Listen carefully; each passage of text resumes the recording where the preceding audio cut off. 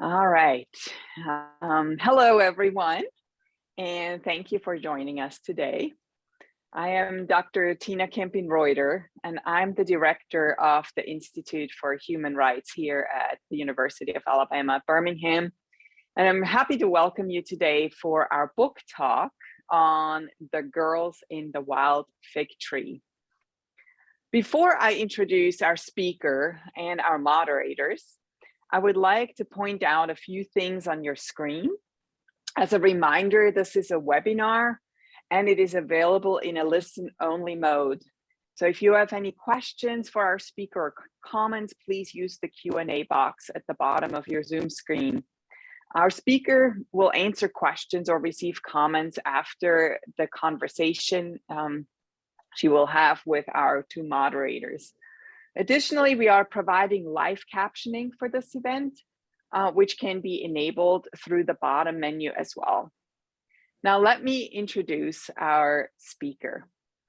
Nailantei Leng'ete is a Kenyan human rights activist advocating for alternative rite of passage for girls in Africa and campaigning to stop female genital mutilation. In her work with AMREF Health Africa, Leng'ete has saved an estimated 15,000 girls from undergoing genital mutilation and for many, childhood marriages. She was named by Time magazine in 2018 as one of the 100 most influential people in the world. I don't want to give too much away about her. I want her to talk about herself. You'll hear about the book that she wrote, which is basically about her life and her story.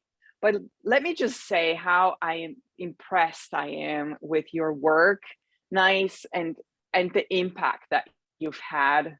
We're so honored and grateful to have you here with us today to share your story. Now, let me introduce our moderators for today.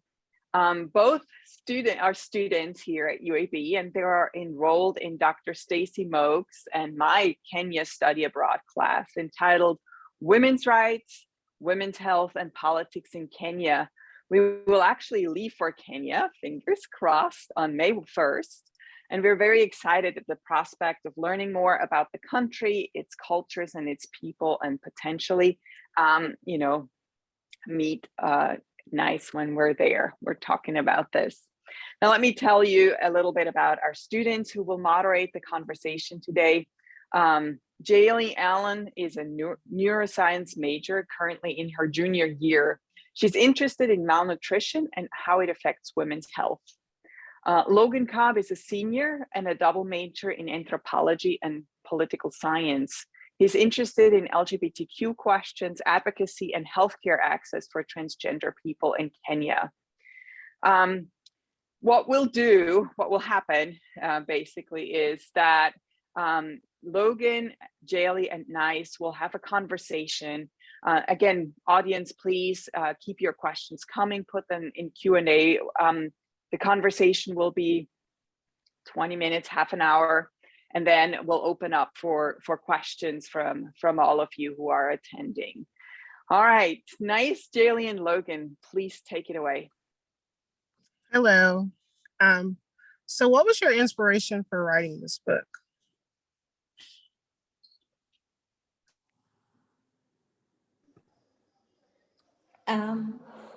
Thank you so much, and thank you everyone for making time for this. The inspiration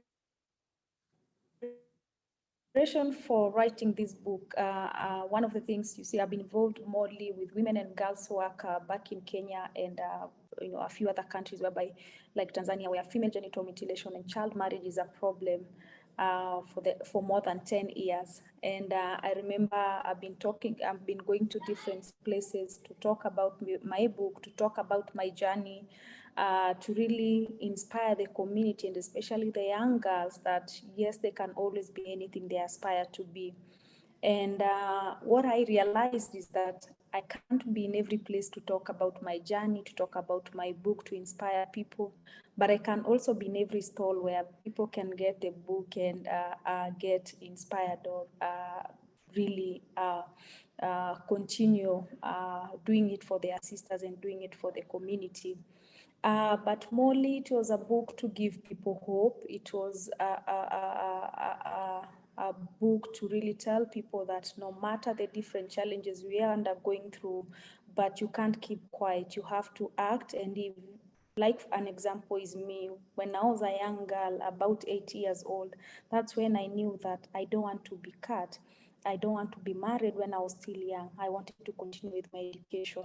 So I asked myself, if I kept quiet, who will do it for other girls? Who will do it for, people in my community? And that's why I decided to speak up. And really, writing the book was really like part of telling out my story and challenges I've been going through, but really telling people that no matter the challenges that we are going through, but we can always make a difference in different ways. And you don't need to have an office for you to be able to make change.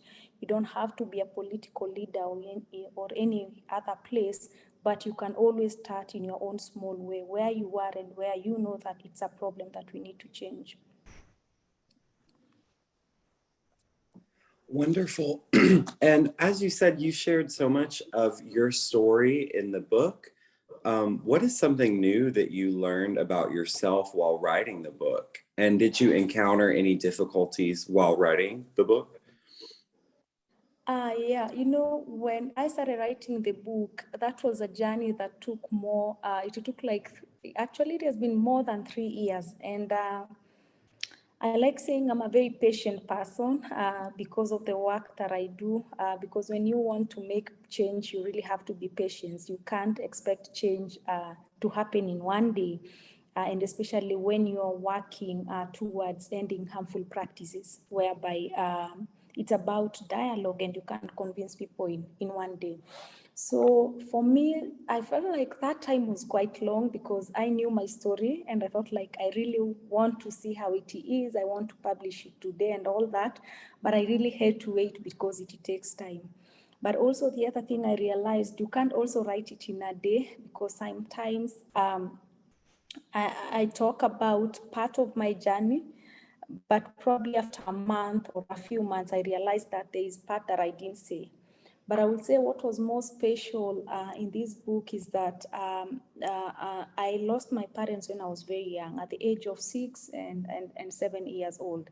So I did not know so much about my parents. And in every family, there is always history. So I think it was a special moment to me because I had to go back to my village and look for my father's best friends, people who grew up with my father, family friends who are close to him, and really also even interview my grandfather. And I just realized that he was a special man and really how much he has also devoted his life to really give service to our communities and all that.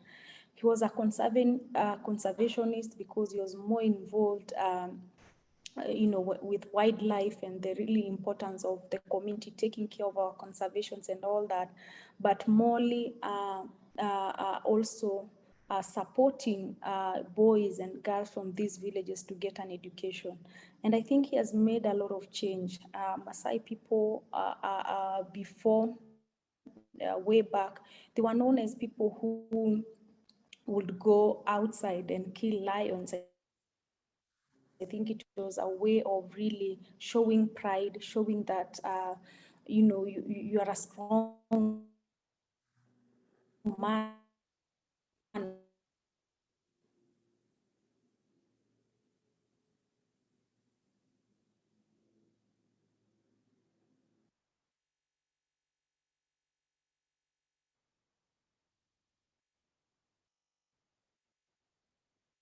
That time, Looks like we've lost her for a second. Oh, there.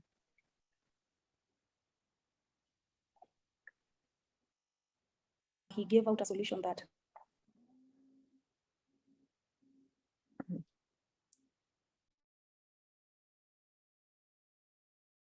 how do we train the local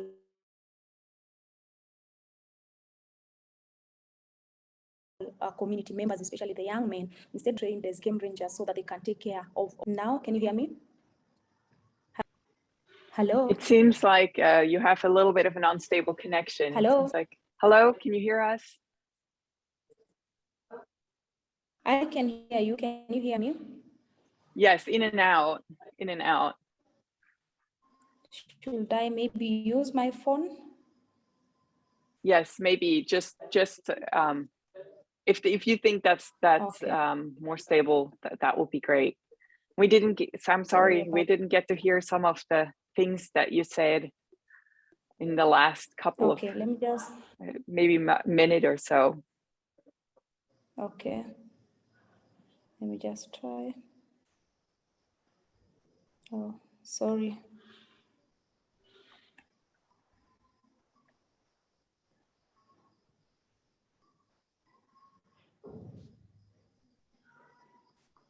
But maybe in the meantime, as I join with this one, I don't know whether you can hear me so that I can go on. Mm-hmm. Yes, we can hear you. Okay. Thank you. So I was saying really, he was really able to support the community and really brought that to really tell the community that you can take care of the wild animals. They were able to be trained as game rangers, and they are now the ones who have been employed to be in the game parks and in different places, who are now taking care of the conservation. And I think one of the special things that he was also able to do is really to ensure that they have started the first community conservancy in my community, whereby after many years when he was still alive, he really went to London to pick an award of the first community conservancy that was really taken care by its own community and all that. So my mother was also a leader in different ways, who was able to really start small help groups where women were coming together, save money, and really be able to support each other. So I will say I did not know so much about my parents that the book really gave me a chance to talk about or really get to know about their journey. And I must say they were special people, and all along there have been people who are giving service to the community. My father was not someone who has been to school, though my mother, I think, got primary education. He couldn't read or he couldn't write, but I think out of his own way, he was really able to be a leader that was listened by the community. But at that time, he could also see the importance of making a change in the communities that we are coming from.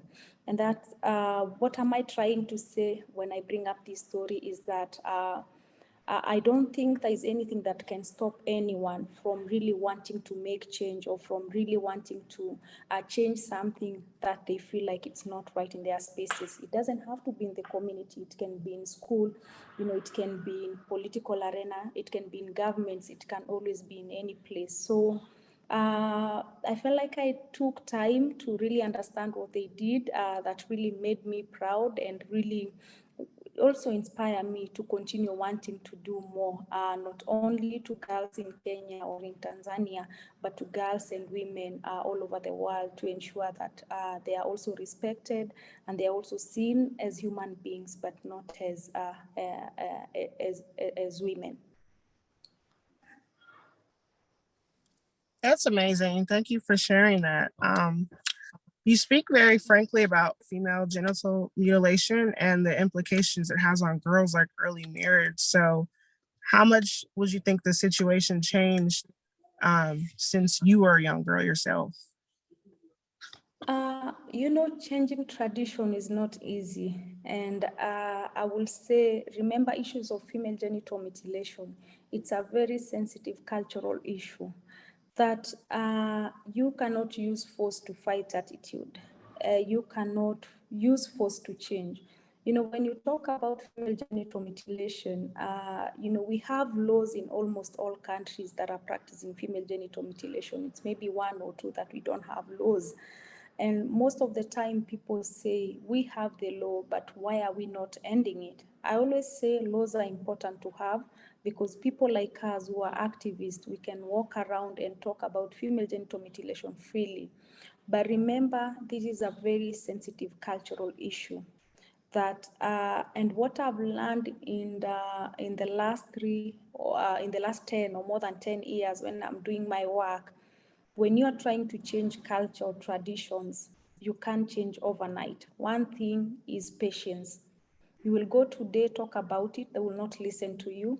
They will tell you, we have doing it for many years, we are not seeing any problem, but you can't continue fighting them. You have to listen to everything they are saying, and then that's the only way they'll give you an ear. The other thing is to talk less and give them time to talk more, because they will also try and say, as I said before, they will tell you about the importance of their culture and what it means. And I think the other thing is not to judge people, but treat them with lots of love, because that's their culture. And they will tell you, we are not doing it because we hate our daughters or our girls, but we thought that is the best thing for them. And what I will say, when you're trying to change culture, it's about changing mindset. It's about changing attitude. And I remember the first community was my community where I started talking about FGM.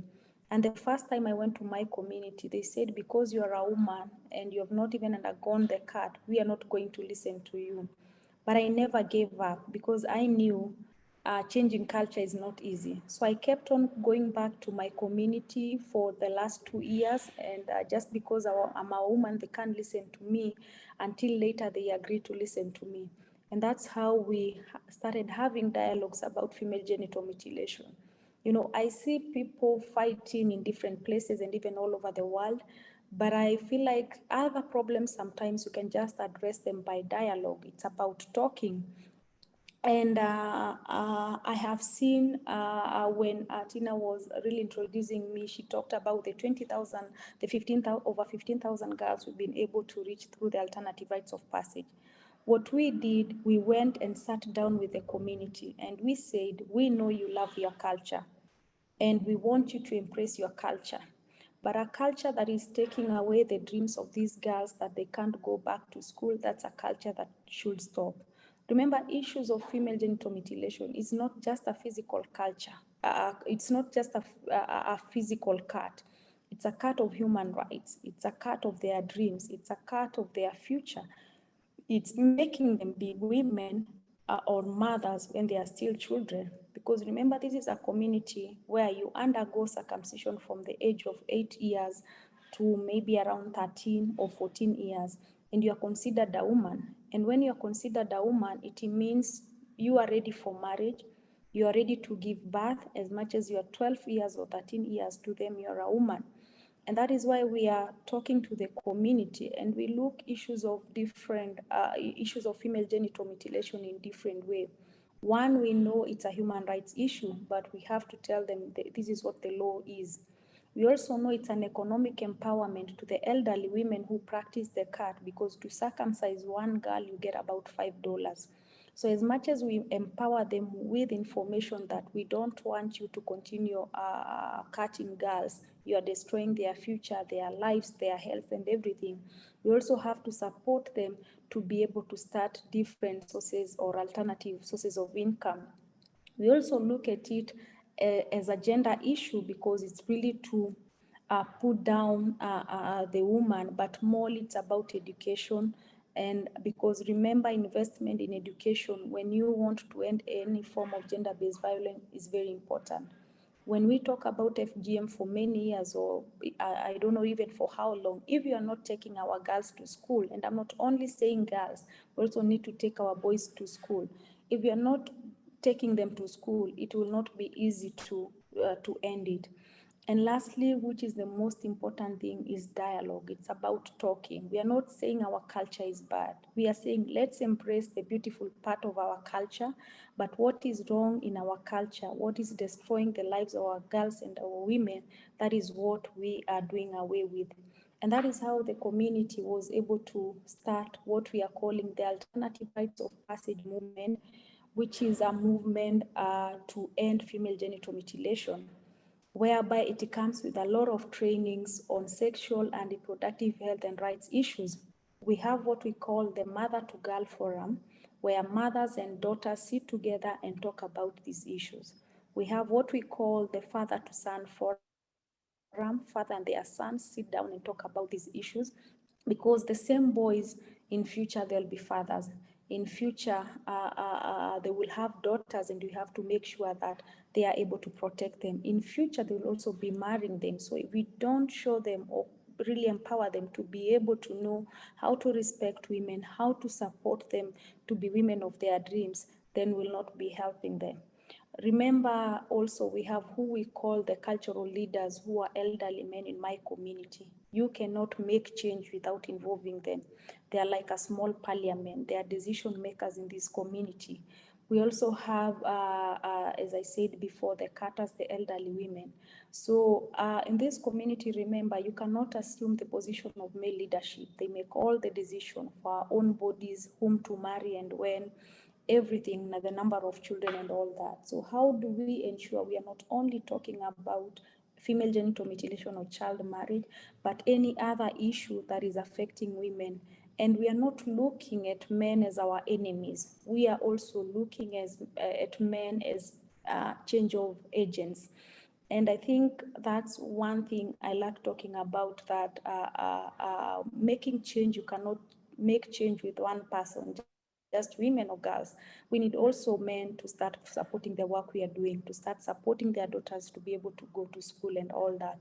And that is why for us, we are saying an alternative rites of passage is not complete until everyone, the young and the old, men and women, are all involved. And it's not a process that takes a year. As I said, changing culture is not easy.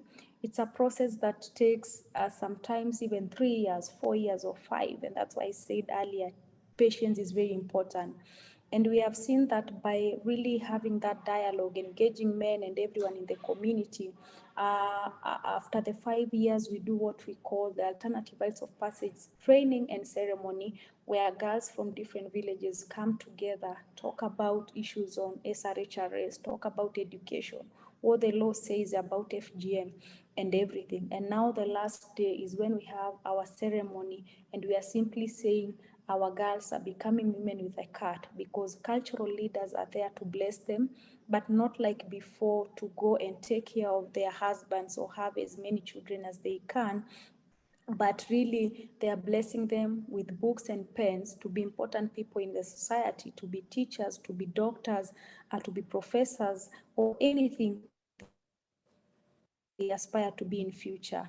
And that is how we were able, by working for more than 10 years in different communities in Kenya and Tanzania, that is how we were able to reach over 15,000 girls who are women and are now without their card, but mostly they're in school, because it's our work to also ensure there is transition and completion of these girls in school.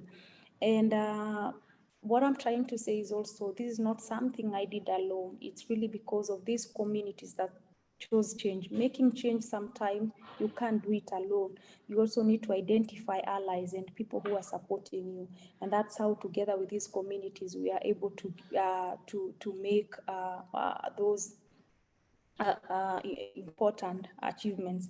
But I'm not saying we have completely ended female genital mutilation. Remember, it's not only a Kenyan issue, it's not an African issue, it's a global issue.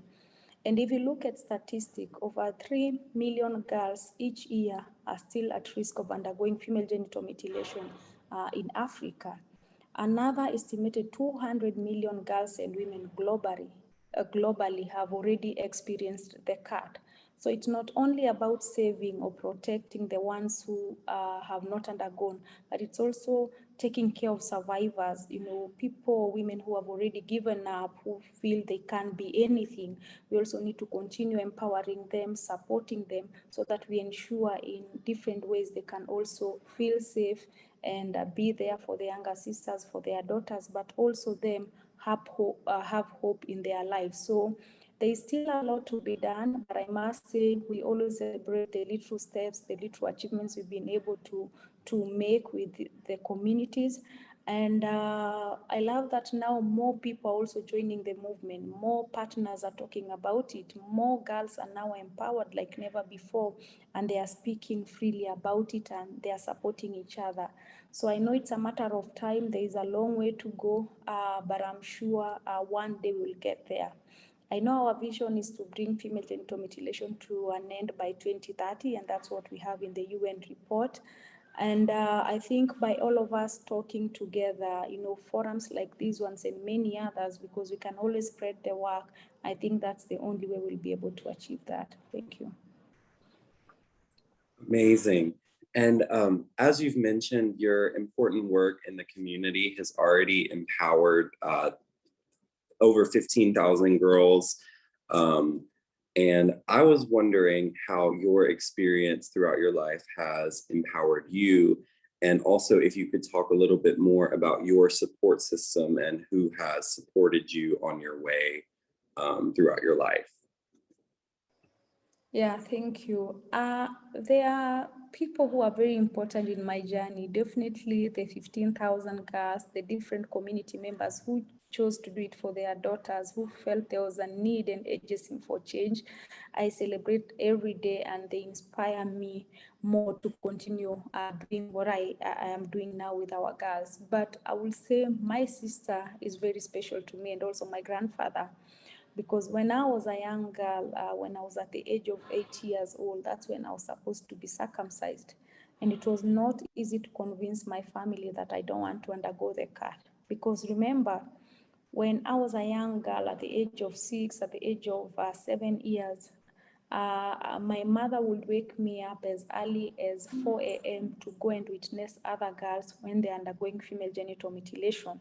So that time, remember, those were days that we did not even have laws. FGM was done freely. It's not like now, because in Kenya, we got our act or our law, the Prohibition Act Against Female Genital Mutilation in 2013.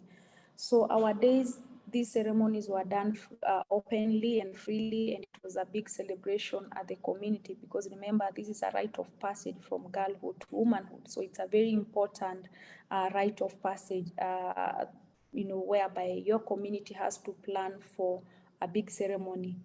And I remember my mother will wake me up together with my sister at 4 a.m. to go and witness other girls when they're undergoing the cut. And out of the many ceremonies I've attended, remember, most of them were my neighbors. They were my friends back at school, my schoolmates. And I saw death out of the ceremonies I had gone to see, some of them undergoing female genital mutilation. I have seen their dreams when they were taken away, because as I said before, after circumcision, you're considered a woman, so you can't go back to school. Now they start planning for their marriage.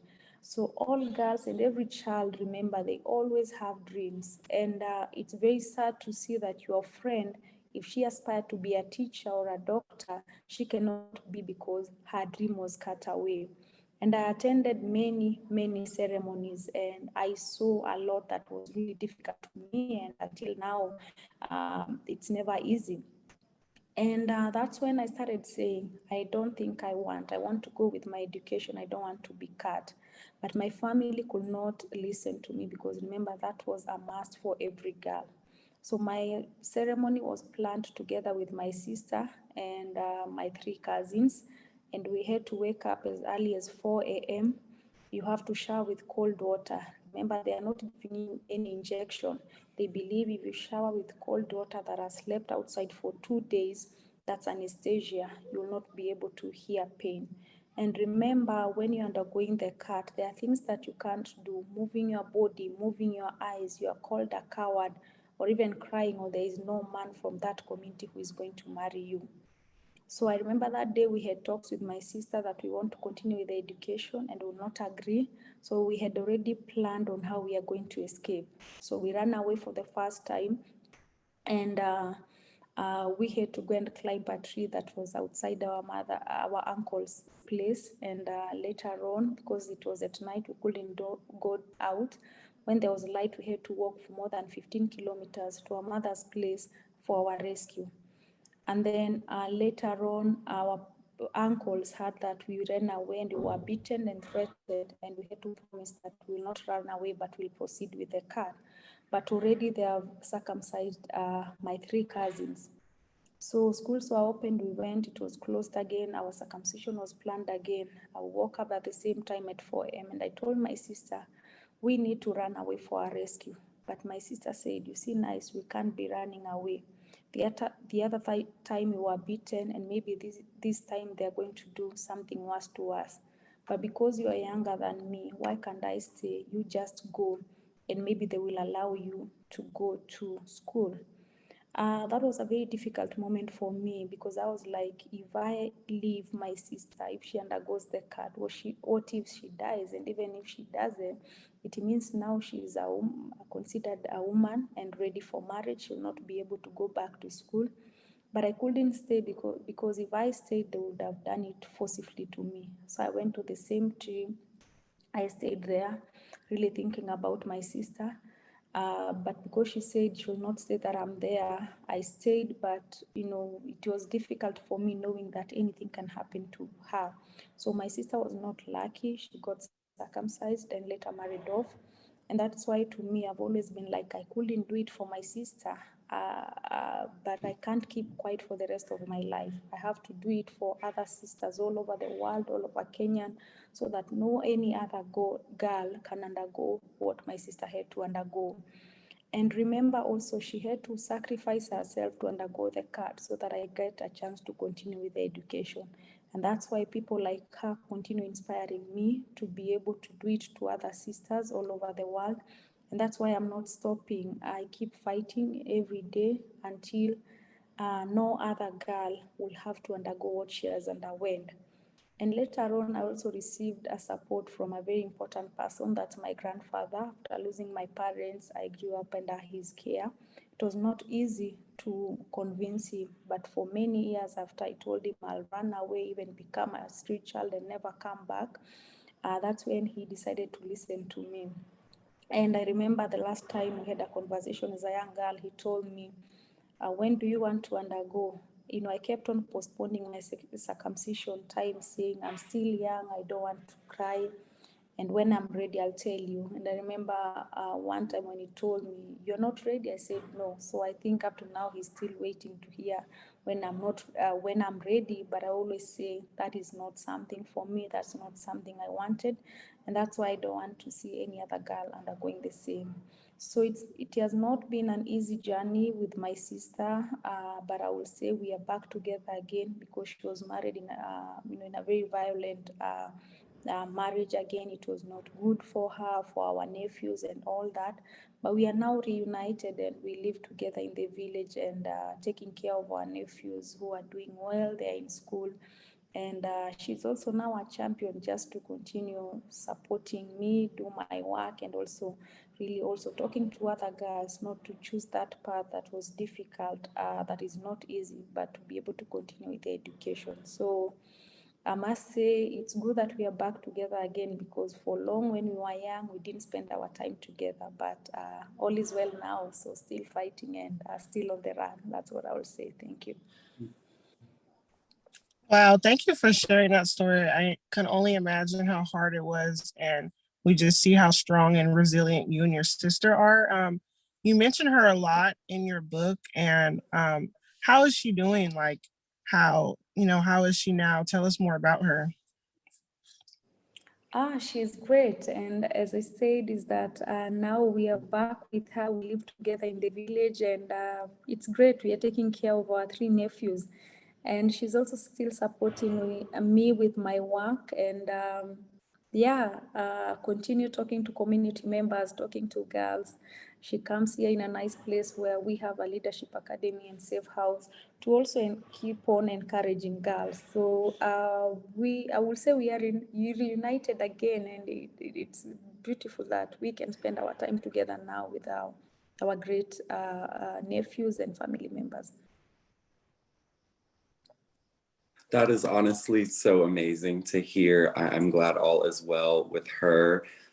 So a lot of people, I don't think I speak for myself when I say that a lot of people, when they read a story like yours that is just so inspiring, one of the first things that they think is, how can I help? So I was wondering what you would say, what can people in the United States do to support your efforts? Mm-hmm. So I would say one, talking about our story of change, or just talking about or continuing to raise awareness that female genital mutilation is still a big issue that we all need to speak about. And as I said, it's not an African issue, it's a global issue, it's everywhere. So the more we can continue talking about it, raising our voices, I think that would really help us get to where we want, because our goal is to end FGM by 2030, and one person cannot do it, two people. We need all hands, we need everyone to really keep on talking about it. The other thing is really, as I said before, when you are trying to change any form of gender-based violence, an investment in education is very important. So let us all continue supporting education programs so that no girl or no boy or no child is left behind, because I think people are born the same, but opportunities, they are not all equal. So let's continue supporting where we can such projects or programs that are really supporting girls and boys' education. Thank you. That's awesome. So a couple questions. Are you currently working to end FGM internationally? For now, what we are doing, I've more been involved in Africa, but globally, I will say I go to different countries also just to continue raising awareness on this very important topic. But mostly we are more involved in Africa, and but we are also connected because now we've been able to really start a leadership academy and a safe house for girls, where we are simply saying we want our girls to be connected globally. We want to continue raising girls who really can be there and support each other. And before I ask our last question, before we move on to the Q&A, just another reminder that you please put your questions for NICE in the Q&A box in the chat. But I would like to end with our structured conversation section by asking you what your vision for the future is, and what are you wishing for Maasai women and girls? What I wish is all girls can be women of their dreams. And I'm happy we are on this journey together. We are continuing to support our girls where we can. And I just hope one day we really have a free world where they can be who they are. They can dare to dream because they are bold, they are beautiful, and they can always be anything they aspire to be. And the last thing, you see, you can't stop dreaming. I had so many things I wanted to do, and one of it was really to bring out the book, which is out now. And probably soon we will be able to put it into a movie. But also we were able to build what we call a Nice Place Leadership Academy and a safe house for girls. A runaway for the girls who are at risk of undergoing any form of gender-based violence, rape, female genital mutilation, or child marriage. Now we are happy we have a place whereby they can stay as we take care of them and their future and their education.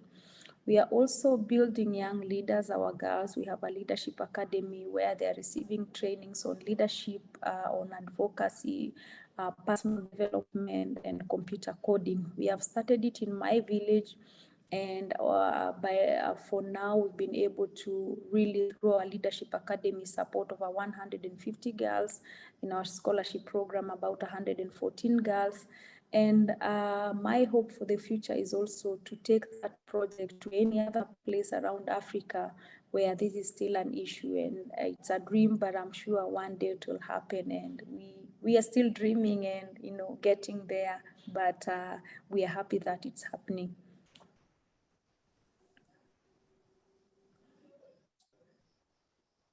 Amazing, thank you. I think we're going to again, thank you so much for coming and speaking to us. We do have some questions from the chat that I will pull up now.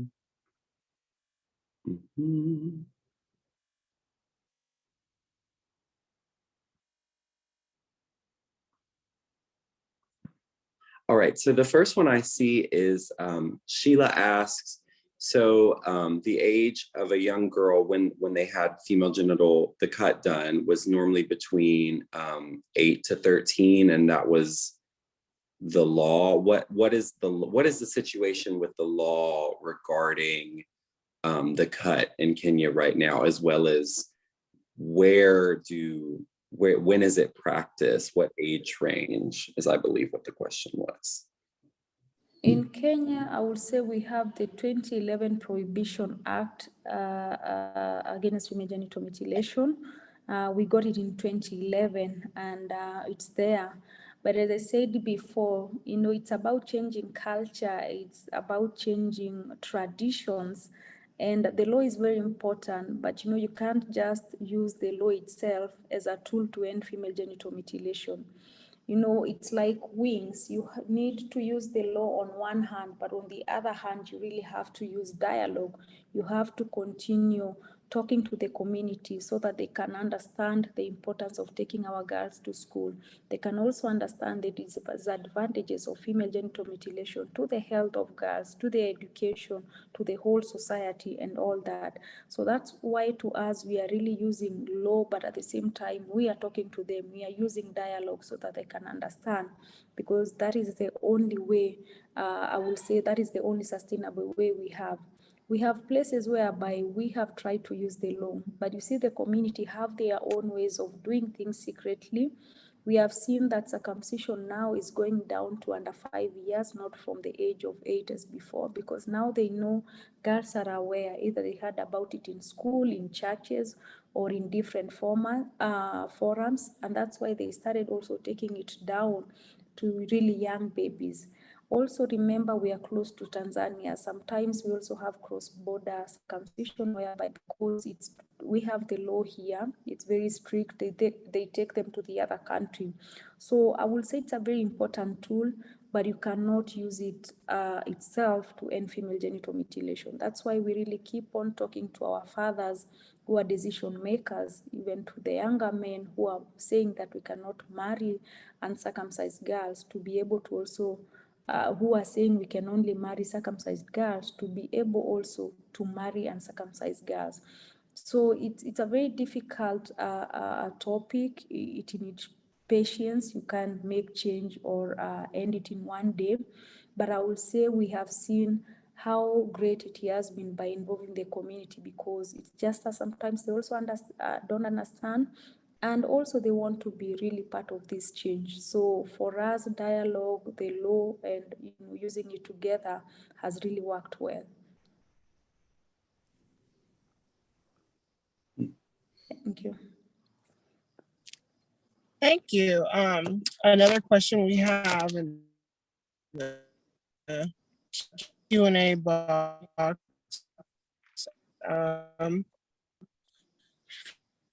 from was, what is the best way to... Sorry? Can you hear me? Now I can hear you, yeah. Okay, I'm sorry. Another question in our box was, aside from your family, who is someone who has helped you go through and help you on your journey of advocacy? Outside my family, sorry? Outside of your family, who has helped you on your journey of advocacy? Yeah, so many people have helped me in my journey, and definitely I've been working with amazing staff in Amref Health Africa, who are really champions when it comes to FGM and child marriage work, or any form of violence against women and girls. So many people have been talking about it at the national level here in Kenya and many other countries globally. I've been working with great men and women all over who are really supporting us to tell our story and really continuing to support us to be able to bring female genital mutilation to an end. So I must say we are receiving support from everywhere, the county government here in Kenya, at the national level, but also globally with different people. And that's why I would say we've been able to make the great steps we've been able to make.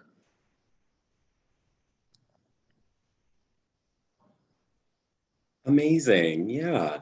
Um, so I do have another question from our Q&A box. So you've spoken a lot about how large of a role your grandfather and parents played in the development of your worldview and your activism. Could you discuss a little bit more about kind of the relationship between the generations in your culture and how a multi-generational effort would and could affect your work in both a positive way as well as the challenges for that? I would say sometimes working with the two generations might be challenging, I would say, and I think that's what a lot of young people say. But I must say, in my work, when you're changing traditions, intergenerational dialogue is very important. Really talking to the young and talking to the old is very important. As I said, in my community, decision is not made by women, it's made by cultural leaders. And these are old men in our community, but they are very powerful. We call them a government on their own or a parliamentary on their own. And it means they make decisions for the whole community. As much as we would want to talk to girls and change that, talk to women, talk to even the younger warriors, but without convincing the elders, we are not able to make change. And that is why for us, it's really be important to make them part of our journey, which is not easy.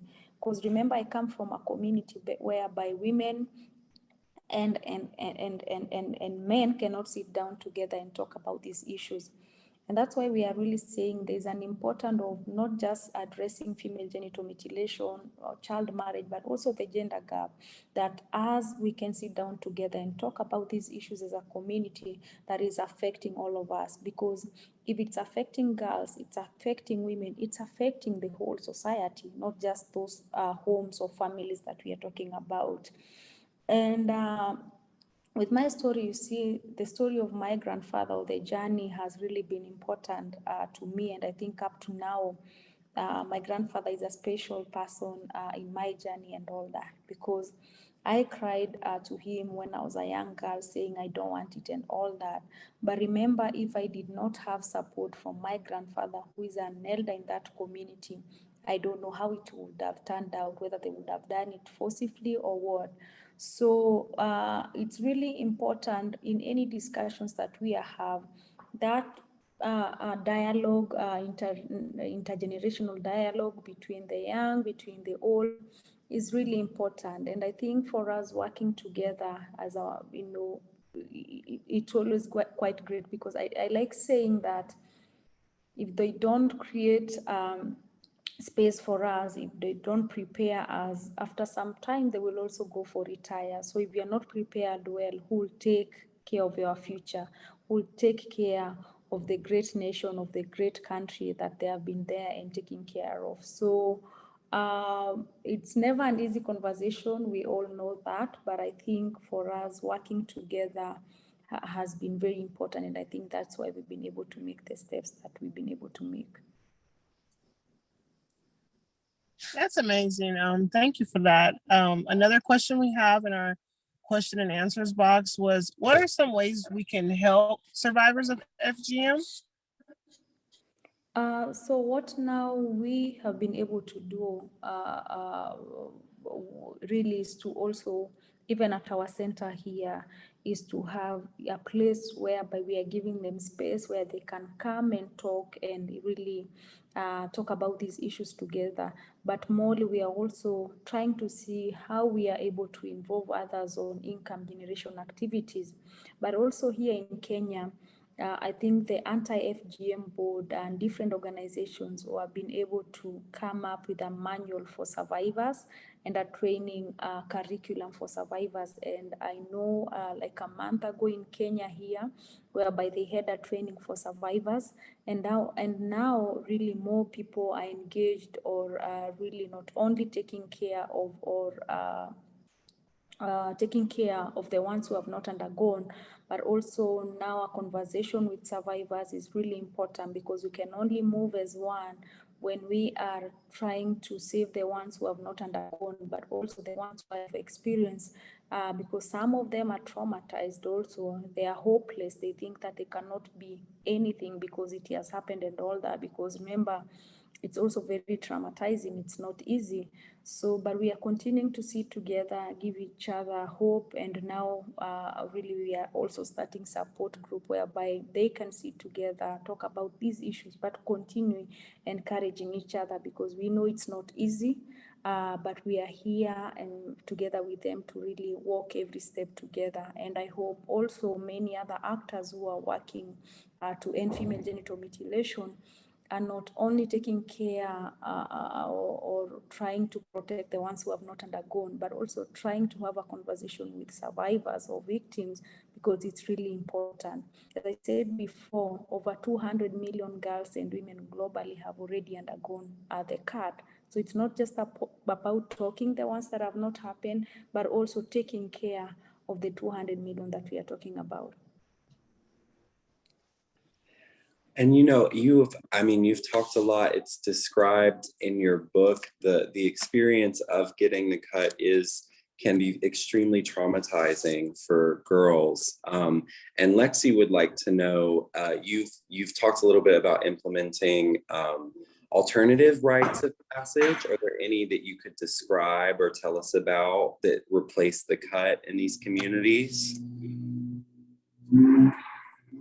When we talk about alternative rites of passage, I must make it clear, one, it's not, remember, we cannot use it to end female genital mutilation in every community, in every tribe, or in every country.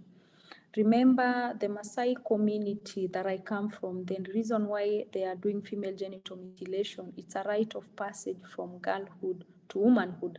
That is why we need an alternative rites of passage as a movement to end it, because for them, that is special and it works there. But if you go like to northern part of Kenya, whereby you also have the Muslim community and other, for them, the reason they are doing female genital mutilation, it's not because it's a rite of passage, it's because of purity or hygiene. To other countries like Senegal, have been other countries in Ethiopia, whereby it's even done to young babies, to other countries like Tanzania. You cannot use alternative rites of passage to end female genital mutilation in every community. And that is why I said, remember, it's when you empower the community, they are able to make their own decision. They are able to really look at a way that is important to them, and that they are feeling that they are embracing their culture, because we are simply saying, as the Maasai people, our culture is beautiful, it's good. There is so much that we need to celebrate.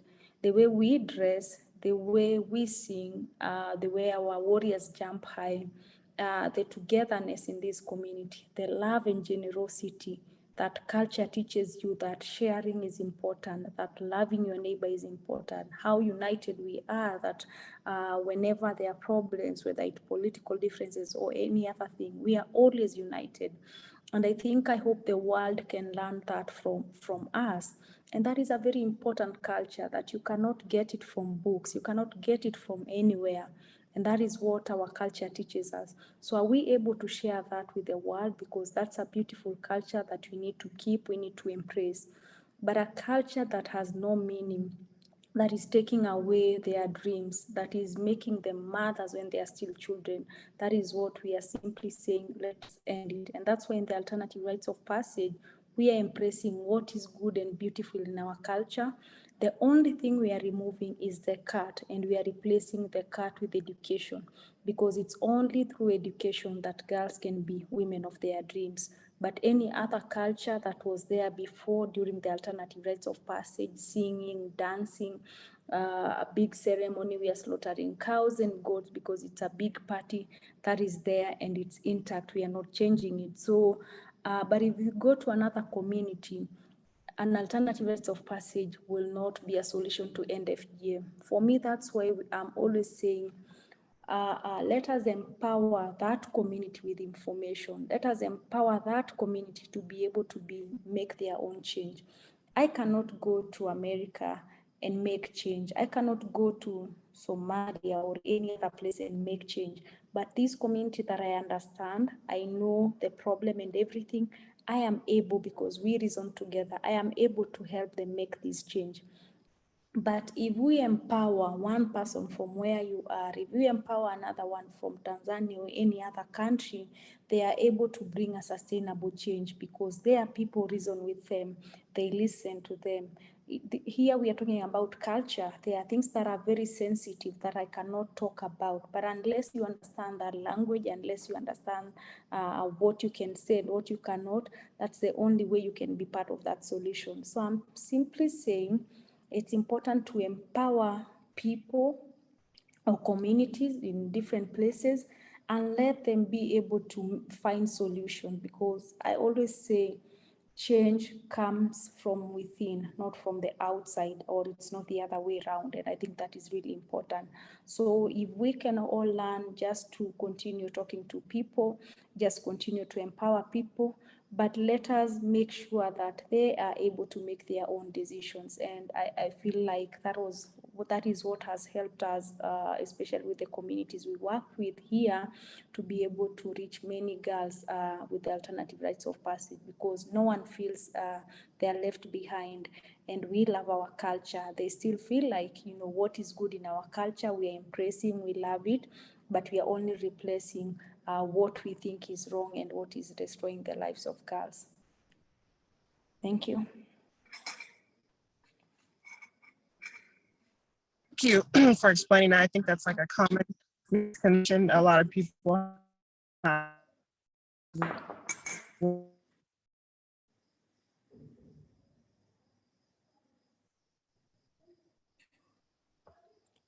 Jaylee, I think you might be, can you hear me? I can hear you. Can you hear me? Oh, Hello? yes, that is better. You can hear me? Okay. So thank you for explaining that. I think that is a common misconception. What is an alternative way?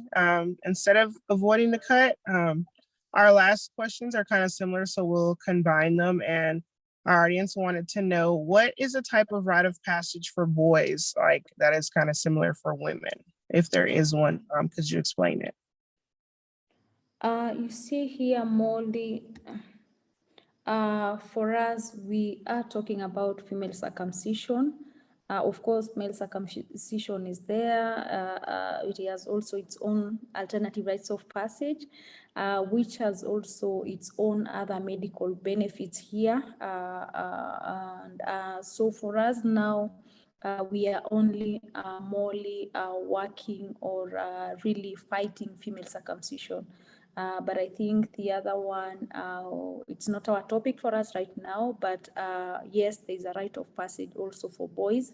But I will say it also has its own medical benefits. And I think the only part I can talk about probably for the boys is that definitely before the rite of passage, before that, they are taken to different places whereby they can learn about culture, they can learn about unity. Also, their work more as young warriors, because now they're becoming young warriors, is to really take care of the community, to be like security agents of the community and continue really promoting our culture and really, you know, about love, about unity and generosity that I was telling you before, that's what our culture teaches us. Yes. All right, we're pretty much out of time, which means that I will just thank everyone for this fascinating and important discussion. Special thanks to you, Nice, obviously, for taking the time to share your story with us and your important work. I really appreciated your point about how much of the culture, Maasai culture, is good and important and should continue to be celebrated, that we shouldn't focus just on this one thing of FGM.